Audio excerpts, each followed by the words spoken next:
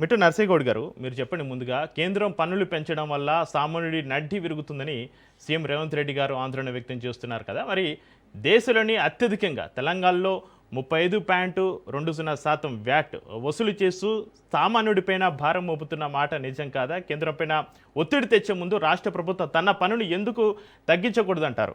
మిట్ట నర్సేగౌడ్ గారు. ముందుగా మీకు ప్యానల్లో ఉన్న పెద్దలకు వ్యూవర్స్కు నమస్కారం.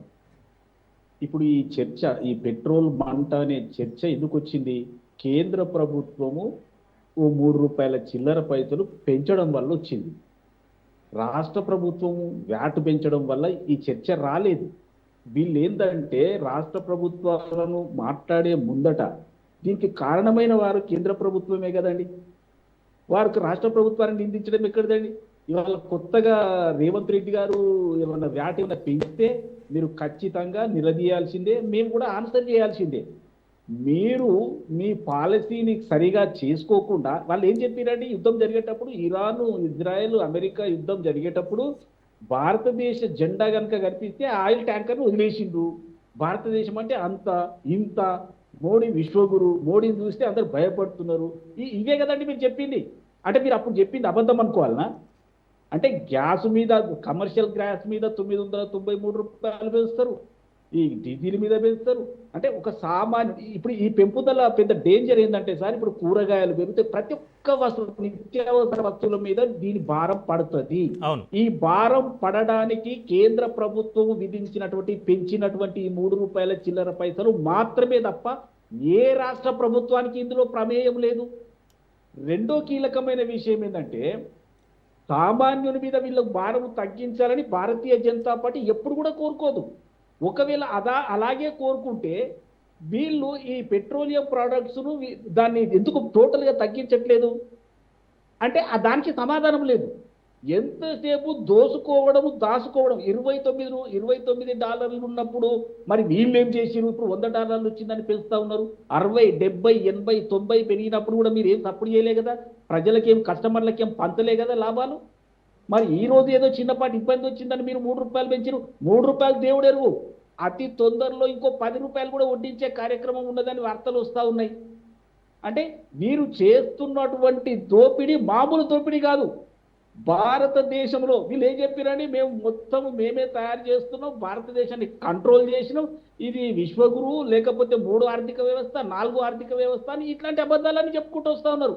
నేను అంటున్నా, చక్రి గారిని ప్రధానమంత్రిని చేసినా మన ఆర్థిక వ్యవస్థ 3కు పోతుంది. 3 నుంచి 2కి ఏమైనా పోతుందేమో మరి విశ్వగురువు ఆయన చెప్పాలి. 2కు పోతే నేను కూడా అనుకుంటా మోడీ గారు. నర్సేగౌడ్ గారు, మరి మీ దేశంలోనే అత్యధికంగా తెలంగాణలో 35.2%. మరి మీరు ఎందుకు పెంచుతున్నారు వ్యాట్? ఎందుకు ఏ రాష్ట్రంలో లేనంతగా మన తెలంగాణలో ఎందుకు ఇంత వ్యాట్?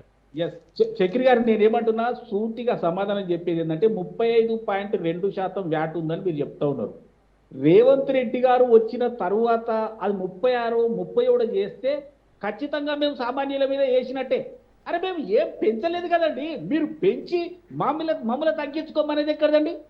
రెండో విషయం ఏంటంటే, వీళ్ళు డైరెక్ట్ పెంచకుండా అన్ని సర్ఛార్జీలు వేస్తూ ఉంటారు. ఇప్పుడు మీరే చదివారు కదా, 4 రకాల సర్ఛార్జీలు వేసిరు. ఆ సర్ఛార్జీలలో నుంచి ₹1 కూడా ఏ రాష్ట్రానికి కూడా చెందదు.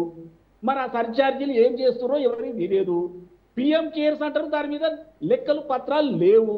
అటగోలు మాటలు మాట్లాడబట్టే సామాన్యుణ్ణి నడ్డి విరిచేది భారతీయ జనతా పార్టీ ప్రభుత్వం మాత్రమే. కాంగ్రెస్ ప్రభుత్వానికి పక్కాగా తెలుసు సామాన్యుని మీద భారం వేయొద్దని. మేము అదే విషయం ఎందుకు పెంచినాం? మోడీ గారు 3 రూపాయల చిల్లర పెంచి ఇలా ₹110.89 ఎందుకు చేసినామంటే, అగో మీరు తగ్గించుకొని నువ్వు పెంచుతావు, మేమేమో తగ్గించాలనా? నువ్వు పెంచుడు తప్ప, మేము తగ్గించడం తప్ప, తగ్గించాలన్నాడు తప్ప. నేనేమంటున్నా, మోడీ గారు చేసింది 100% తప్పు. చేసింది కొంచెం తప్పే, కానీ చేయబోయే 10 రూపాయల తప్పు ఇంకా పెద్దది ఉంది. ప్రజలు చాలా మోడీ గారు దికావమని, మోడీ గారు కేవలం మాటలు మాత్రమే చెప్తారు, కానీ చేసే పని దగ్గరకు వచ్చినప్పుడు చేసేది ఏముండదు. మీరంగా పెద్ద పెద్ద మాటలు, నాతోటి కలిసిపో, నేను డెవలప్ చేస్తా, ఇగో ఇట్లాంటి డబుల్ మీనింగ్ డైలాగులు. అంతే తప్ప కలిసినా గదే చేస్తాడు, కలవకపోయినా గదే చేస్తాడు. వాళ్ళు వాళ్ళు ఉన్నటువంటి రాష్ట్రాలకు మాత్రం, వాళ్ళు ఊతకర్రల మీద నిలబడ్డటువంటి రాష్ట్రాలకు మాత్రం వాళ్ళు ఎంత అమౌంట్ కావాలంటే అంత అమౌంట్ కేంద్ర ప్రభుత్వం ఇస్తుంది. మరి తెలంగాణకి ఏమి ఇస్తుంది అంటే ఏమి ఇచ్చేది లేదు, మాటలు మాత్రమే చెప్తుంది. కాబట్టి నేను ఒకటి అంటున్నా, భారతీయ జనతా పార్టీ లీడర్, ముఖ్యమైన లీడర్ ఉంది కానీ కేంద్ర మంత్రి కిషన్ రెడ్డి గారు, ఇక కిషన్ రెడ్డి గారు మాట్లాడితే ఇక అద్దుపద్దు లేదు. ఎల్ఓపి గారు ఏమన్నారు, 5 రాష్ట్రాల ఎన్నికలు అయిపోయిన తర్వాత వీళ్ళు డీజిల్ పెట్రోల్ ధరలు పెంచే అవకాశం ఉందని చెప్తే, లేదు అట్లాంటి ప్రతిపాదన మా దగ్గర లేదు, అనవసరంగా ఇది కలగంటుండని చెప్పినటువంటి కిషన్ రెడ్డి గారు అయిపోయిన తర్వాత ఏం మాట్లాడతాడండి, ఏం పెంచకూడదా? ఇట్లా డబుల్ స్టాండర్డ్ మాటలు మాట్లాడతారు. కిషన్ రెడ్డి గారికి కనీసం అంటే ప్రజలలో విలువ లేకుండా పోతా ఉంది ఇట్లా మాట్లాడడం వల్ల. నరసయ్య గౌడ్ గారు, సామాన్య ప్రజలపైన భారం పడకుండా, నిత్యావసర సరుకుల మీద భారం పడకుండా మీ కేంద్ర ప్రభుత్వం కాకుండా రాష్ట్ర ప్రభుత్వం నుంచి మీరు మీ తరపున ఏమైనా తగ్గించే ప్రయత్నం ఏమైనా చేస్తే అవకాశం ఉందంటారు ఫ్యూచర్లో? చక్రి గారు, నేనేమంటున్నట్టే మొదటి మాట ఏంటంటే, మేము పెంచలేదు, మేము సామాన్యుల మీద భారం వేయలేదు, ఉన్నది ఇదే ఉన్నది. పెంచిన వాళ్ళు ఆలోచన చేయాలి ఫస్ట్. మేము పెంచి తప్పు చేసిన వాళ్ళు తగ్గిస్తే బాగుంటది. బీజేపీ లీడర్ కూడా అడుగుదాం నరసయ్య గౌడ్ గారు. నేనేమంటున్నా అంటే, వాళ్ళు పెంచి మమ్మల్ని తగ్గించుకోమనేది ఎక్కడదండి? సర్చార్జీలు మీరేస్తారు, పిఎం కేర్స్ మీరేస్తారు, సర్చార్జీలలో ఏ రాష్ట్రానికి వాటా ఉండదు.